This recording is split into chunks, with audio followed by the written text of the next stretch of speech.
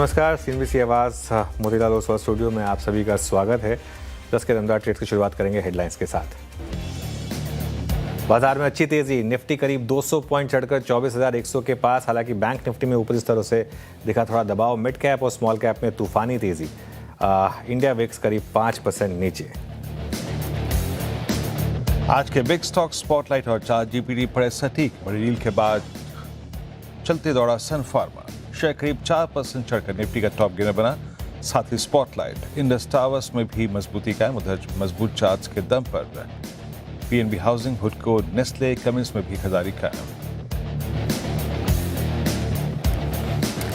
Pharma शेयरों में आज अच्छी तेजी, 2% ज़्यादा चढ़ा इंडेक्स। सन फार्मा के अलावा 3% चले पिरामल फार्मा और एल्केम। साथ ही आईटी, मेटल और कंज्यूमर ड्यूरेबल इंडेक्स में भी अच्छी तेजी। वहीं रियल्टी, कैपिटल मार्केट और ऑटो शेयरों में भी रौनक।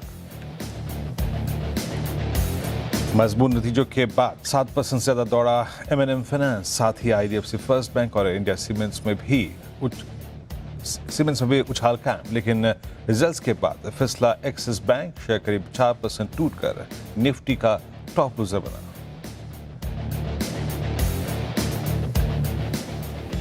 चलिए, 10 के दमदार ट्रेड्स में आपका स्वागत है। इस शो में पिछले शो से मानस जायसवाल और आशीष बहेती कंटिन्यू करने वाले हैं। अमित सेठ और सोमिल मेहता भी जुड़ेंगे अपनी टॉप ट्रेड्स के साथ। मार्केट आउटलुक पर चर्चा करेंगे आज हम हीलियोस इंडिया के CEO दिनशॉ ईरानी से। चौथी तिमाही पर के नतीजों पर IDFC फर्स्ट बैंक के CFO सुधांशु जैन होंगे। आशीष से जानेंगे कि नतीजों के बाद M&M फाइनेंस में ज़ोरदार तेज़ी क्यों है। लेकिन इससे पहले एक नज़र ज़रा मार्केट पर, और मार्केट में अब इस समय अच्छी तेज़ी आ रही है। निफ्टी करीब 200 पॉइंट ऊपर 24,100 पर। और एक बार जरा निफ्टी का कंट्रीब्यूशन रखिएगा स्क्रीन पर। काफ़ी समय के बाद आपको एक फार्मा स्टॉक दिखाई देगा उसमें टॉप पर। ये मेरे ख्याल से बहुत समय के बाद हो रहा है। सन फार्मा करीब 33 पॉइंट का contribution, Reliance 26 point, L&T 18 point, Infosys 13 point और बाकी एक दो स्टॉक्स हैं जो मार्केट में प्रेशर डाल रहे हैं। मिड कैप इंडेक्स क्लियरली आज का स्टार परफॉर्मर, फिर से 1.5% ऊपर। और ये एक अच्छी चीज़ मार्केट में कि मिड और स्मॉल कैप में शानदार मूव्स आ रहे हैं, लोगों के पोर्टफोलियो रिपेयर हो रहे हैं। ये इससे बेहतर कुछ नहीं हो सकता। और एडवांस डिक्लाइन देखिए आप, ऑलमोस्ट 6:1। एक बार लेकर आइए अब आप जरा रिलायंस का इंटरडे चार्ट। रिलायंस पर हम थोड़ा सा एडिटोरियल व्यू देने से बचते हैं, लेकिन ये देखिए क्या शानदार रिकवरी आई है रिलायंस में। और ऑनेस्टली स्पीकिंग सुबह जो हल्का सा गैप डाउन हुआ, मैं थोड़ा सा हैरान था उससे। लेकिन खैर, अब इस समय स्टॉक डे हाई पर करीब 1.25% ऊपर आपको ट्रेड करता हुआ दिखाई देगा। लेकिन क्लियरली आज का hero of the day Sun Pharma, 7.5% ऊपर हो गया है अब सन फार्मा। और अगेन नो सरप्राइज, क्योंकि सब कुछ था भाव में यहाँ पर। इसके अलावा Torrent power, Alkem labs, Oracle financial, blue star, Voltas, hyundai में अच्छा मूव आ रहा है, IDFC फर्स्ट बैंक में अच्छा मूव आ रहा है। कुछ नीचे गिरने वाले स्टॉक्स भी हैं, 3 स्टैंड आउट कर रहे हैं। पेटीएम 4.5% नीचे, हालांकि डे लो से अच्छी रिकवरी। एक्सिस बैंक 4% नीचे और श्रीराम फाइनेंस करीब 3.5% नीचे। विरु जी, तो ये थी बाजार की अब तक की अगर आप देखें चाल। Nifty day high, Nifty bank में रिवर्सल थोड़ा सा, रिलायंस एक मजबूती प्रोवाइड करता हुआ इंटरडे बेसिस पे। पैनल से भी काम करते हैं, कॉल्स को समझ लेते हैं। और टेक्निकल पैनलिस्ट आज हमारा स्क्रीन पे मानस, आशीष पिछले कार्यक्रम से इस कार्यक्रम में भी अमित सेठ, सोमिल मेहता फ्रेश पर्सपेक्टिव लेके। Somil, good morning. आपके 2 ट्रेड्स इस वक्त के। Good morning Viru, good morning to everyone. मेरे 2 ट्रेड्स होंगे बाई साइड पर। मोमेंटम पिक किया है, बाउंस अच्छा लग रहा है यहाँ पे। आई बी यहाँ से मैं स्ट्रॉन्ग काउंटर्स चूज कर रहा हूँ। बीएससी में एक फ्लैग पैटर्न का ब्रेकआउट है ऊपर की तरफ। 10 डेली मूविंग एवरेज पे सपोर्ट लिया है। Great momentum, averages, short term averages के ऊपर भी चल रहा है। स्टॉप लॉस रहेगा 3450 और ऊपर में टारगेट होंगे 3675। दूसरा कॉल है एम्बर पर, वेरी सिमिलर, ऑलरेडी एक अप ट्रेंड में है। एक फ्लैग पैटर्न का ब्रेकआउट ऊपर की तरफ हुआ है, शॉर्ट टर्म एवरेजेस के ऊपर भी चल रहा है। ग्रेट सेटअप, स्टॉप लॉस रखेंगे 7800 पर और ऊपर में टारगेट होगा 8400। ओके, चलिए ये हो गई सोमिल जी की ट्रेड्स। अब चलते हैं हम अमित जी के पास। Amit ji, good morning. अमित जी बताइए आपकी 2 trades. Good morning Anuj ji, good morning Viren ji and everybody on the panel. Anuj ji, मेरी 2 ट्रेड्स में से दोनों लॉन्ग साइड में रहेंगी। पहला ट्रेड रहेगा टाटा टाटा पावर में हमने एक स्ट्रॉन्ग रनअप देखा था रिसेंटली। स्टॉक में एक बड़ा अहम रेजिस्टेंस, वीकली रेजिस्टेंस लगभग 420 के पास रिसेंटली क्रॉस किया था विद वॉल्यूम्स। पिछले 3-4 दिनों से हम एक शैलो पुल बैक यहाँ पे देखा टुवर्ड्स 10 डेमा, और आज के सत्र में 10 डेमा से सपोर्ट लेते हुए स्टॉक अपने प्रीवियस स्विंग को वापस ब्रेक कर रहा है। तो टाटा पावर हमें बाय करना है। स्टॉप लॉस रहेगा 440 का, और टारगेट्स रहेंगे 455 रुपीज के। दूसरा स्टॉक जो पसंद है वो मेटल क्षेत्र से है, टाटा स्टील। टाटा स्टील में भी हमने रिसेंटली अच्छी खासी स्ट्रेंथ देखी है। एक अच्छा स्ट्रॉन्ग रनअप देखा 200 के बाद। पिछले 2-3 दिनों से इसने पॉज लिया था, एक हॉट लिया था, जिसमें 10 डेमा वायलेट नहीं हुआ। 10 डेमा से वापस एक अपथ्रस्ट आ रहा है यहाँ पे। तो टाटा स्टील बाय करना है, लगभग 213 रुपए 60 पैसे का प्राइस है।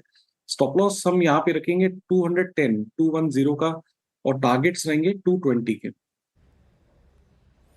ओके, टाटा स्टील पे 220 के रखे यहाँ पर आपके। मानस, आपके 2 ट्रेड्स। देखिए, 2 रिकमेंडेशन है वीरेंद्र जी। पहला डीवीज लैब, जहां पर एक फ्रेश ब्रेकआउट है, हाई टॉप हाई बॉटम्स का ट्रेंड है, तो यहाँ पर खरीदारी करेंगे। 6350 6350 के स्टॉप लॉस से खरीदारी करनी है, और आपको टारगेट 6800 6800 के सेट करके चलने हैं। ये कैश लेवल्स है। जो सेकंड स्टॉक है वो पार स्क्वेयर से है, एनटीपीसी पे खरीदारी करने की राय रहेगी। देखिए, ये पहले से ही काफी स्ट्रांग अप ट्रेंड में था, लेकिन आज 2 दिनों की कंसोलिडेशन के बाद ब्रेकआउट आया है। तो 402 के स्टॉप लॉस से खरीदारी करेंगे। 420 तक के टारगेट्स पॉसिबल है। ओके, चलिए ये हो गई मानस की ट्रेड इस समय की। आशीष जी, आपकी 2 ट्रेड्स। जी अनुज जी, पहली जो ट्रेड रहेगी फोर्टिस हेल्थकेयर पे खरीदारी की सलाह रहेगी। यहाँ पे मोमेंटम स्ट्रक्चर स्ट्रांग बन रहा है और कंटिन्यूसली हाई राइज के पैटर्न बन रहे हैं। यहाँ पे 930 का स्टॉप लॉस लगाकर खरीदारी की सलाह है। 970 और 990 तक के टारगेट्स के लिए। दूसरा जो स्टॉक हमें अच्छा लग रहा है वो है पॉलीकैब का।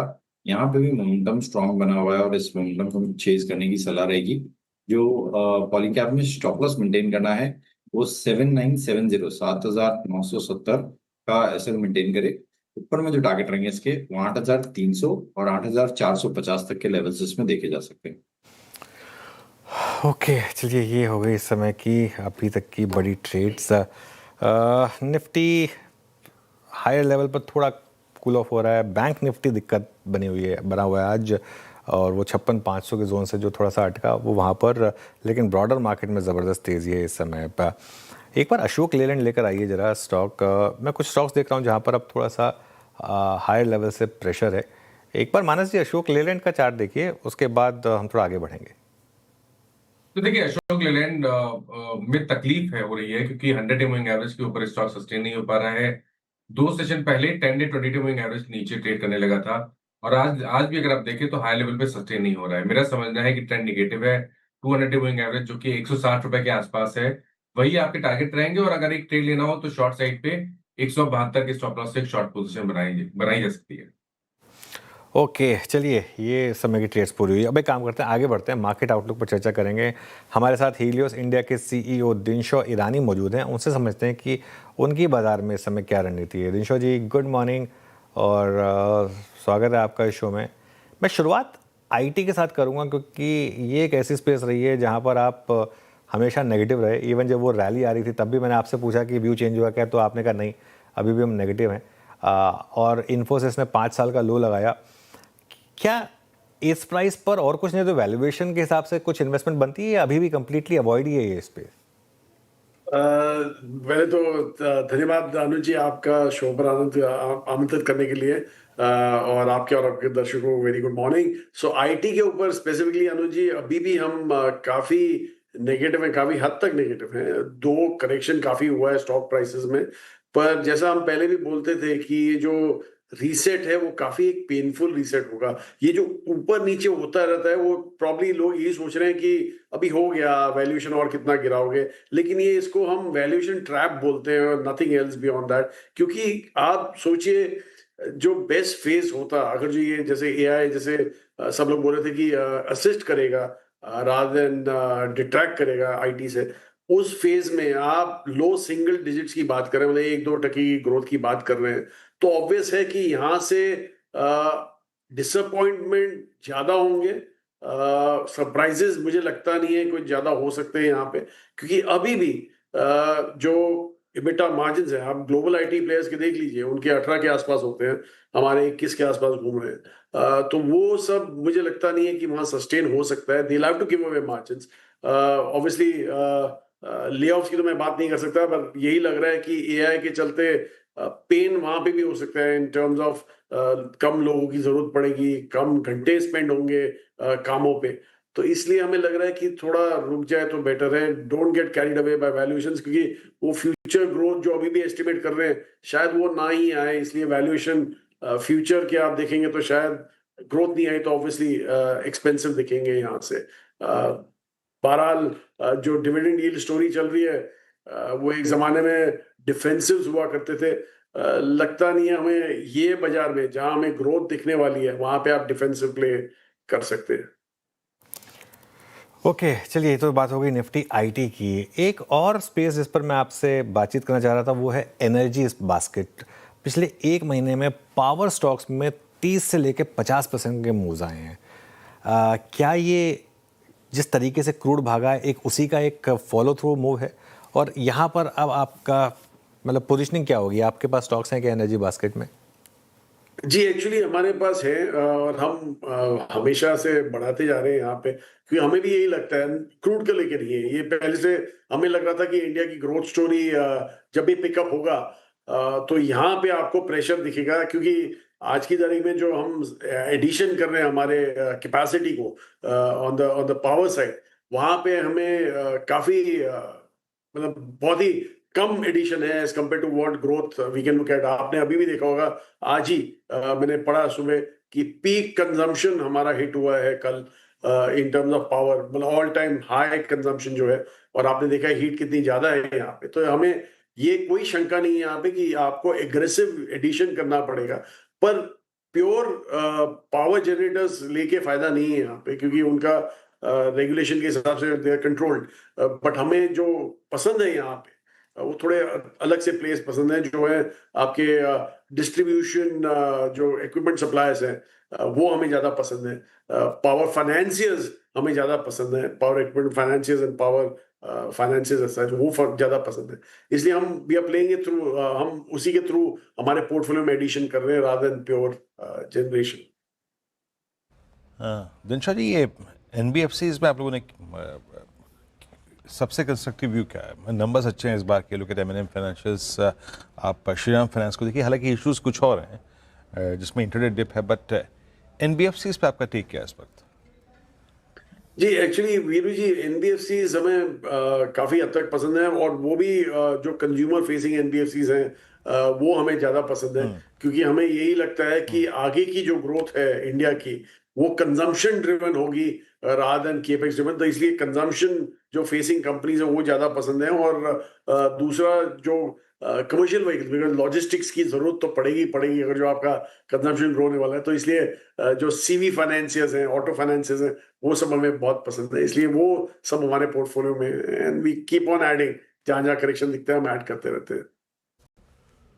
ओके अच्छा, ये तो बात होगी एनबीएफसीज पर। अच्छा, एक रिटेल सेगमेंट है दिनशा जी, उसमें पिछले 3 क्वार्टर की एक बहुत डिसअपॉइंटिंग स्टोरी थी ट्रेंड, बट इस बार के नंबर्स के बाद आपको क्या लग रहा है, साइंस ऑफ रिवाइवल? और इस स्पेस में कुछ हंटिंग करी है क्या आप लोगों ने अपने एमएफ्स में अपने? जी नहीं, बिल्कुल नहीं। हमें वैसे ये मॉडल नहीं जी, बिल्कुल बिल्कुल नहीं, क्योंकि हमें ये मॉडल ही पसंद नहीं है। हमें लग रहा है कि ऑनलाइन ज्यादा एक्साइटमेंट होगी। और आप जो बोले ट्रेंड के नंबर इस बार काफी अच्छे आए, बट ये भी सोचिए कि जो उनकी जो एडिशन टू रिटेल स्पेस थी वो भी ऑल टाइम हाई पे थी।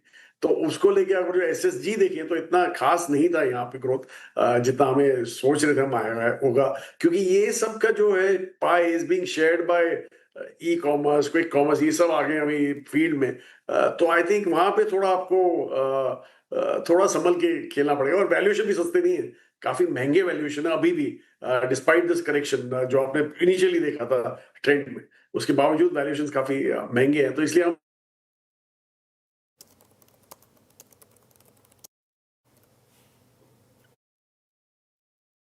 ये कुछ इशू है, वो फ्रेम फ्रीज हुआ है बाहर। हमारे साथ पैनल में कौन कौन है एक बार जरा दिखा दीजिए, तो थोड़ा सा जब तक हाँ उसको ठीक लाइन को ठीक करें। तब तक अमित जी और सौमिल जी हैं हमारे साथ। एक बार आप स्टॉक लेकर आइए ज़रा हिंदुस्तान जिंक का। अमित जी, एक बार हिंदुस्तान जिंक देखिए, ये अच्छा मूव आ रहा है इनफैक्ट आज मेटल्स में, थोड़ा सा एक सिल्वर का भी इम्पैक्ट है इस पर। क्या व्यू बनेगा इस स्टॉक पर? जी इनफैक्ट अनुज जी काफी अच्छे जोन से ये बाहर आ रहा है। स्टॉक में रिसेंटली हमने एक बॉटम से रैली देखी थी, 2-3 दिनों का पुल बैक आया जो कि कॉन्फ्रेंस ऑफ मूविंग एवरेजेस पे सपोर्ट लिया, और आज के सत्र में जो इमीडिएट हमारा स्विंग आया है लगभग 610 611 का, स्टॉक उसको क्रॉस कर रहा है। हल्का सा रेजिस्टेंस 626 का है, वो क्रॉस होता है तो आई थिंक 640 650, लेकिन इन लेवल्स में पोजीशन बनाई जा सकती है। स्टॉप लॉस थोड़ा सा रखेंगे हम 608 रुपए का, टारगेट्स रहेंगे 625 से 630 के। चलिए, दिनशा जी के साथ कनेक्शन वापस एस्टेब्लिश हुआ है। दिनशा जी, इसी से पर आपसे सवाल पूछता हूँ, इनफैक्ट मेटल स्पेस, यहाँ पर क्या हम एक सुपर साइकिल का हिस्सा हैं इस समय, और क्या आप अपने पोर्टफोलियो में कोई मेटल स्टॉक ऐड कर रहे हैं? जी नहीं, हम तो अपने पोर्टफोलियो में ऐड नहीं कर रहे हैं, बट आप ये सोचिए कि चाइना जो सबसे बड़ा सप्लायर मैन्युफैक्चरर मेटल्स का है, उस पे जिस दिन प्रेशर पड़ेगा in terms of growth, I don't think the space can survive, क्योंकि उनके पास अभी भी यूटिलाइजेशन लेवल्स आर फेयरली लो।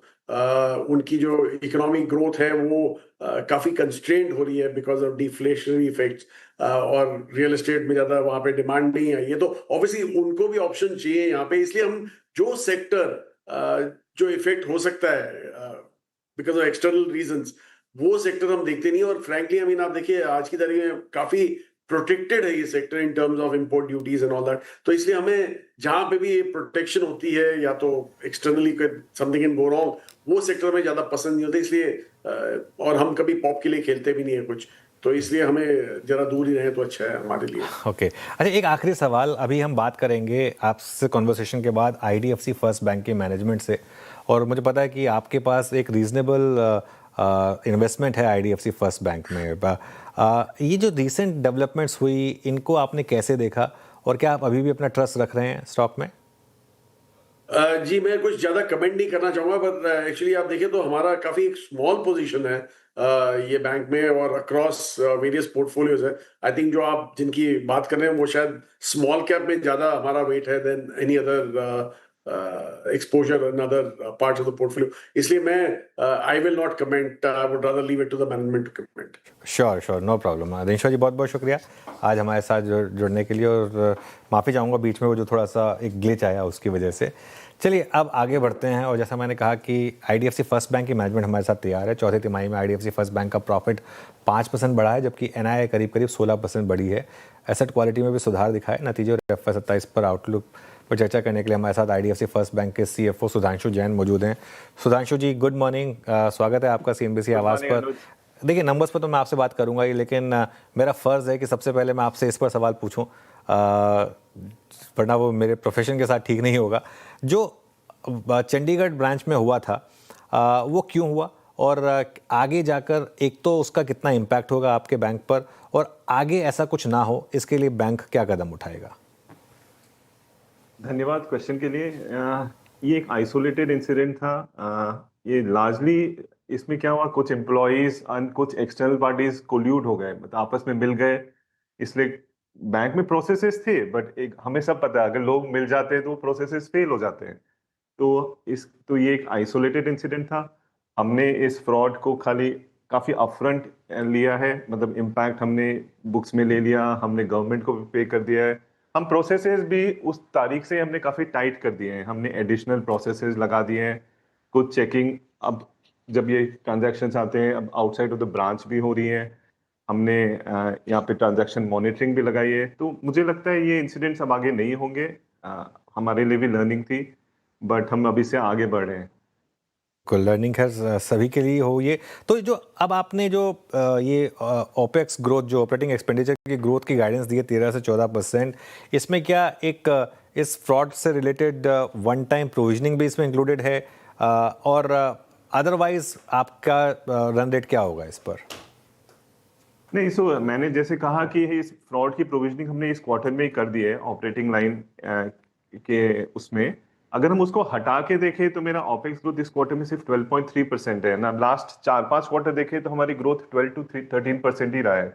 क्योंकि मैंने बोला ये एक वन ऑफ इवेंट था, इसने हमें इसको हटा के देखना चाहिए। नेक्स्ट ईयर भी हम बोल रहे हैं ओपेक्स ग्रोथ लगभग इसी के करीब रहेगी, 13 से 14%। नेक्स्ट ईयर क्या और इम्प्रूव होगी हमारी टॉप लाइन, जो कि इस साल सबड्यूड थी बिकॉज एमएफआई का इम्पैक्ट आ रहा था, रेपो के इम्पैक्ट्स आ रहे थे, बट नेक्स्ट ईयर हमको लगता है टॉप लाइन 18 to 18.5% बढ़ेगी। तो उससे क्या होगा कि मेरा कोर ऑपरेटिंग प्रॉफिट इंप्रूव होगा नेक्स्ट ईयर। चलिए अच्छा अब फिर आते हैं आपके नंबर्स पर और आगे की गाइडेंस पर। अब आगे के लिए अगर आप देखें अगले फाइनेंशियल ईयर के लिए आपकी लोन ग्रोथ क्योंकि इस साल 20% थी करीब करीब, अगले साल के लिए आप फिर 18 से 20% का ही एक अप्रोच लेके चलेंगे या इसमें थोड़ा सा सुधार हो सकता है? नहीं, सिस्टम हम अगर देखें तो अगर 10 से 11% की लोन ग्रोथ हो रही है तो हम भी अराउंड 19 to 20% ग्रो करना चाहेंगे, जो इटसेल्फ क्वाइट हेल्दी नंबर्स हैं। तो एंड डिपॉजिट अगर आप देखें तो डिपॉजिट भी हम कह रहे हैं कि नेक्स्ट ईयर अगेन 20 से 22% के बीच में ग्रो होने चाहिए। थोड़ा सा कम ग्रो हुए थे इस क्वार्टर में, हमें मालूम है काफी इवेंट्स प्ले आउट हुए, बट हम काफी कॉन्फिडेंट हैं। हम जब अप्रैल के भी नंबर्स देख रहे हैं कि डिपॉजिट ग्रोथ भी काफी अच्छी होनी चाहिए यहाँ से into the next year. Sudhanshu ji, आपके इस बार जो एनआईएम से 5.93 की ट्रैजेक्टरी में काफ़ी अच्छी एक हायर ट्रैजेक्टरीज है, ये क्या सस्टेनेबल रहेगी 27 में? इस क्वार्टर की 5.93% आई है, जैसे आपने कहा। हमने इनफैक्ट मार्केट को 5.85% गाइड किया था, तो एनआई थोड़ी बेटर आई है। बट Q4 में क्या होता है, हमें थोड़ा बेनिफिट मिलता है बिकॉज फरवरी में थोड़े कम दिन होते हैं, डे कन्वेंशन अपन इसको बोलते हैं। उसको अगर अपन हटा के देखें तो एनआई अबाउट 5.8% है। अगर आप पूरे साल की निम्स देखें तो वो 5.75% है, उसमें ये इम्पैक्ट इवन आउट हो जाता है। हम कह रहे हैं कि नेक्स्ट ईयर भी हम निम्स को 5.75% के करीब रख पाएंगे, जबकि हमारा एंडेवर रहा है कि हम होलसेल बिजनेस बैंकिंग थोड़ी सेफर सेगमेंट्स फास्टर ग्रो करेंगे, बट फिर भी हमें लगता है निम हम सस्टेन कर पाएंगे इस नंबर पे 5.75%। ओके, सुधांशु जी, जितना हम आपके बैंक को समझते हैं, आपने शुरू से सिंस इंसेप्शन एक बहुत स्ट्रॉन्ग एफर्ट्स किए लो कॉस्ट डिपॉजिट्स के लिए आप लोगों ने, बट इस बार देख रहा हूँ मैं आपका कासा मिक्स जो है वो थोड़ा डिक्लाइनिंग है। थोड़ा समझाएंगे कि हुआ क्या? आप ज़्यादा फोकस अब टर्म डिपॉजिट्स पे कर रहे हैं but they are bit expensive, तो उनका एनआईएम्स पे क्या इम्पैक्ट होगा? इस इक्वेशन को थोड़ा समझाएंगे आप जरा। कासा मैं बोलूंगा 49.8% है, जो इटसेल्फ काफी हेल्दी है। आप देखेंगे सिस्टम में भी कासा रेशियो डिक्लाइन हो रहा है सबका, बट हम फिर भी 50% पे मेंटेन कर रहे हैं। अगर आप कॉस्ट ऑफ डिपॉजिट्स देखें तो वो फॉर द फर्स्ट टाइम 6% के नीचे आ गई है लास्ट मेनी क्वार्टर्स में। तो एंड कॉस्ट ऑफ फंड, मैंने कॉस्ट ऑफ डिपॉजिट बोला 6% के नीचे, कॉस्ट ऑफ फंड भी अब 6% हो गई है। लास्ट 1 ईयर में 50 बेसिस पॉइंट्स गिरी है। तो मुझे लगता है कासा हमारे अच्छे आ रहे हैं। मैंने बोला डिपॉजिट ट्रेंड भी यहाँ से इंप्रूव होना चाहिए, टर्म डिपॉजिट भी हम लेते हैं, तो ओवरऑल आई थिंक कॉस्ट हमारा काफी कंटेन्ड रहेगा 6% के करीब, जो मुझे लगता है काफी हेल्दी नंबर है। आप बाकी मिड साइज बैंक से भी कंपेयर करें तो हमारे ये एकदम बराबर है broadly cost of funds. Okay, cost of funds बराबर है। चलिए, बहुत बहुत शुक्रिया आज हमारे साथ जुड़ने के लिए सुधांशु जी, एंड ऑल द बेस्ट आपको आगे आने वाले फाइनेंशियल ईयर के लिए। चलिए आगे बढ़ते हैं अब और बात करते हैं आज के hero of the day share M&M finance की, जिसमें नतीजों के बाद ज़ोरदार तेज़ी है। आइए आशीष से समझते हैं कि कंपनी के नतीजों में ऐसा क्या खास रहा। आशीष, गुड मॉर्निंग। बढ़िया नंबर्स यहाँ पर देखने को मिले सर, और ओवरऑल आप देखें तो नंबर्स हर पैरामीटर पर काफ़ी अच्छे हैं, लेकिन कुछ खास हाईलाइट हैं जो मार्केट्स को बहुत ज़्यादा पसंद आई हैं। एक तो टोटल AUM आप देखें तो पिछले साल के मुकाबले 12% बढ़ा है, सीक्वेंशियल तौर पर तकरीबन 4% की ग्रोथ यहाँ पर देखने को मिली है। अब ओवरऑल मुनाफे का जो आंकड़ा है ये बाजार के अनुमान से 5% बेहतर देखने को मिला। असेट क्वालिटी के लिहाज से ये तिमाही बहुत बढ़िया देखने को मिली, और अगर आप अंडरलाइंग क्रेडिट कॉस्ट देखें तो ये सिग्निफिकेंटली लोअर रहा है 0.9% के करीब, जो कि बता रहा है कि पोर्टफोलियो की जो हेल्थ है ये बहुत ही शानदार देखने को मिल रही है। लेकिन नंबर्स तो अच्छे थे, अच्छे नतीजों का ये अनुमान था। बढ़िया बात यह कि मैनेजमेंट की जो कमेंट्री निकल कर आ रही है बहुत ज़्यादा कॉन्फिडेंट है। मैनेजमेंट ये कह रहा है कि तकरीबन 16 से 18% AUM ग्रोथ आपको देखने को मिलेगी अगले 4 से 5 साल में, और ख़ासतौर पर आप MSME में है, मॉर्गेज लेंडिंग है, लीजिंग है, क्रॉस सेलिंग सेगमेंट जो है इसमें ग्रोथ और बढ़िया देखने को मिल सकती है। तकरीबन 30 से लेकर 40% तक की ग्रोथ यहाँ पर देखने को मिलेगी। मैनेजमेंट ये भी कह रहा है कि जो बेहतर प्रोडक्ट मिक्स है इसके चलते मार्जिन यहाँ पर और थोड़े से बेहतर हो सकते हैं। ये बता रहे हैं कि जो CV सेगमेंट है इनका, इसमें LCV पर फोकस करेंगे और जो यूज्ड कार सेगमेंट है, यूज्ड व्हीकल सेगमेंट है, इसमें भी ग्रोथ बहुत बढ़िया देखने को मिलेगी। अब खास बात है कि मैनेजमेंट ये भी कह रहा है कि जो ROAs हैं ये तकरीबन 2% के आसपास सस्टेन कर पाएंगे, यानी क्वालिटी जो है पोर्टफोलियो की ग्रोथ की ये बहुत बेहतरीन देखने को मिल सकती है। अब बढ़िया नंबर्स, बढ़िया ग्रोथ, मैनेजमेंट का कॉन्फिडेंस, लेकिन इस स्टॉक में और बड़ी तेजी का कारण ये हो जाता है कि वैल्यूएशन बहुत ज़्यादा आकर्षक है। अगर आप FY27 forward price to book के लिहाज से देखें तो सिर्फ 1.5 टाइम्स पर चल रहा है और इसी के चलते देखें तो स्टॉक में आउट परफॉर्मेंस नजर आया। जय मैंने फाइनेंशियल्स बहुत स्ट्रॉन्ग मूव, करीब 7% ऊपर 20 रुपए की तेजी के साथ 314 पे ट्रेड करता हुआ। आशीष बहुत बहुत शुक्रिया आपका इस पूरी बातचीत के लिए और प्रकाश डालने के लिए आज के इस ऑफ द डे के लिए। मीनवाइल मायूसी निफ्टी बैंक की खलती हुई 77 अंक इस वक्त अगर आप देखें तो मात्र अब ऊपर है 56,167। एक्सिस बैंक टुवर्ड्स डे लो अभी भी प्रोसीड करता हुआ, बट ICICI बैंक के लिए ये सेकंड कंसेक्यूटिव सेशन हुआ वीकनेस का। जरा प्लीज ICICI बैंक लेके आइए एक बार। अमित, ICICI बैंक पे अपना टेक दीजिएगा। 1323 टुवर्ड्स डे लो, शुक्रवार को भी इसमें शॉर्टिंग हुई थी, आपका सेंस क्या कह रहा है इस पर? वीरेंद्र जी, ICICI बैंक का स्ट्रक्चर देखिए तो जो पुल बैक आया था तो इसने 200 EMA जरूर क्रॉस किया था, लेकिन अब ये वापस सारे मूविंग एवरेजेस सरेंडर कर रहा है। आज के सत्र में लास्ट एवरेज जो कि लगभग 10-20 का 13-20 के अगर ये नीचे सस्टेन करता है कुछ देरी 1317-18, तो I think it's headed for 1290। लगता है पुल बैक कंप्लीट हो गया है। 1290 के टारगेट्स है, सब्जेक्ट टू द फैक्ट कि ये 1317 1318 आ जाए। इन दैट केस हम स्टॉप लॉस रखेंगे 1330 का। ओके, चलिए एक काम करते हैं, अब इस शो को यहीं समेट लेते हैं। और अमित जी, सोमेल जी, बहुत बहुत शुक्रिया आज हमारे साथ जुड़ने के लिए। मार्केट में अच्छा मोमेंटम इस समय है, सिर्फ निफ्टी और मिड कैप में। बैंक निफ्टी अपना मोमेंटम लूज़ कर रहा है और वही 56,500 की उस रेजिस्टेंस से वो जो सेल जोन था वहाँ से बैंक निफ्टी अब डे लो तक आ चुका है। करीब 56,138 का लो था, 56,175 पर हम इस समय बैंक निफ्टी में ट्रेड करें। लेकिन मिड कैप और स्मॉल कैप में ज़बरदस्त स्ट्रेंथ है और आज का हीरो है सन फार्मा। सर्किट की तरफ बढ़ रहा है सन फार्मा। जी हाँ, 8.5% अब ऊपर इस समय स्टॉक आपको ट्रेड करता हुआ दिखाई देगा और खुलने के बाद भी 100 रुपये और ऊपर भाग चुका है। इस तरीके के मूव आज सन फार्मा में है। चलिए इस शो को समेट रहे हैं और अगले शो के लिए यानी कि ट्रेडर हॉटलाइन के लिए आप जुड़िए श्रेया और कंचन के साथ।